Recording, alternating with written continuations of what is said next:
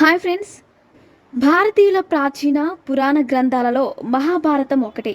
తింటే గారెలే తినాలి, వింటే భారతమే వినాలి అనే నానుడి కూడా మనకి తెలిసిందే.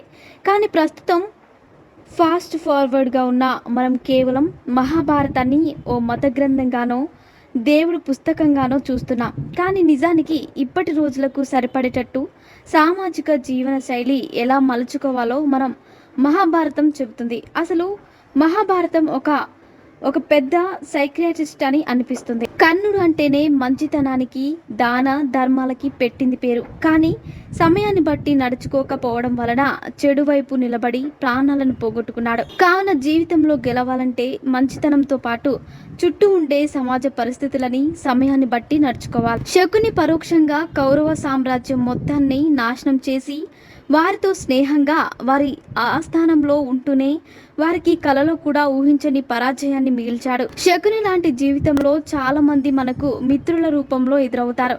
అలాంటి వారు చెడు సలహాలని దూరం పెట్టాలి. పాండవులు శ్రీకృష్ణుని, కౌరవుల కర్ణుని పొందడం అది వారికి యుద్ధ సమయంలో ఏ స్థాయిలో ఉపయోగపడిందో తెలిసిందే. కర్ణుడు లేని రారాజు బలం ఏ పాటిదో, కౌరవ సేనకు కర్ణుడు ఏ స్థాయి ధైర్యమో తెలిసిన సంగతే కదా. కుల, మత, పేద మరియు ధనిక భేదాలని చూడకుండా మంచి వారితో స్నేహం చేసేవారు ఖచ్చితంగా జీవితంలో గెలుస్తారు. కౌరవుల తల్లి అయిన గాంధారికి 100 మంది కుమారులు ఉండటం వల్ల వారిని పెంచడంలో చాలా కష్టపడాల్సి వచ్చింది. రాజ్యాన్ని బిడ్డలకు సమంగా పంచమంటూ వారి బాగోగులు చూస్తూ క్రమశిక్షణతో పెంచడం కూడా చాలా కష్టం. అలాగే దుర్యోధనుడికి ఉన్న అధికమైన కోపం, అధికమైన రాజ్యాకాంక్ష కారణంగా కౌరవులు నాశనమయ్యారు. కాబట్టి అన్ని చోట్ల, ముఖ్యంగా చెడు పక్షాన అధికం అనేది అత్యంత ప్రమాదకరం. అజ్ఞాతవాసంలో ఉన్న పాండవులకి వాళ్ళు నేర్చుకున్న ఇంటి వంట పనులు చాలా ఉపయోగపడ్డాయి. అలాగే మనకి కూడా మన అవసరాల కోసం అయినా కొన్ని పనులు నేర్చుకోవాలి. కౌరవులతో పోల్చుకుంటే పాండవుల సైన్యం చాలా తక్కువగా ఉన్న పాండవులు తమ కష్టాన్ని మాత్రమే నమ్ముకుని చిత్తశుద్ధితో పోరాటం చేసి విజేతలుగా నిలిచారు. ధృతరాష్ట్రుడు అటు బిడ్డల మీద ప్రేమ, ఇటు తను నమ్ముకున్న సిద్ధాంతాల మధ్య ఎలా నలిగిపోయాడో, కొడుకుల వినాశనం అంతా తెలుస్తున్నా వారి తప్పులని ఆపలేకపోయాడు. అదే ధృతరాష్ట్రుడు తన బిడ్డల మీద అంత ప్రేమను పెంచుకోక వారిని క్రమశిక్షణలో పెట్టి ఉంటే విషయం అంతవరకు వెళ్ళేది కాదేమో.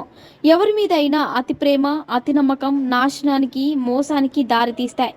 అర్జునుడు తన జీవితం ఆశాంతం విద్యలు నేర్చుకుంటూనే ఉన్నాడు.